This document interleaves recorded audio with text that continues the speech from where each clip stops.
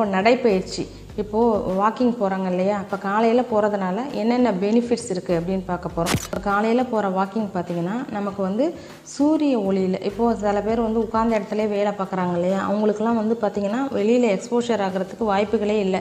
அப்போ அந்த மாதிரியானவங்க என்ன பண்ணுவாங்கன்னா, வெளியில் எனக்கு வாக்கிங் போக டைம் இல்லை அப்படின்னு சொல்லிட்டு ட்ரெட்மில் பண்ணுவாங்க. அப்படி ட்ரெட்மில்ல எக்ஸசைஸ் பண்ணாலும் சிறிது நேரத்துக்கு நம்ம வந்து வெயிலில் உடம்பை காமிச்சா மட்டும்தான் நமக்கு விட்டமின் இ வந்து நமக்கு முழுமையாக கிடைச்சி போனுக்கு தேவையான கால்சியம்ஸ், விட்டமின்ஸ் எல்லாமே வந்து விட்டமின் டி எல்லாமே நம்ம போனுக்கு தேவையான எல்லா சத்துக்களும் கிடைக்கும். அப்போ தான் நம்ம ஸ்கின்னுமே பார்த்திங்கன்னா சருமம் வந்து எந்த விதமான அலர்ஜி இன்ஃபெக்ஷன்ஸ்லாம் இல்லாமல் சூரிய ஒளிக்கு எக்ஸ்போஷர் ஆகிறதுனால நிறைய பிரச்சனைகள்லேருந்து நம்ம நிறைய சரும வியாதிகள்லேருந்து நிறைய தப்பிக்கலாம்.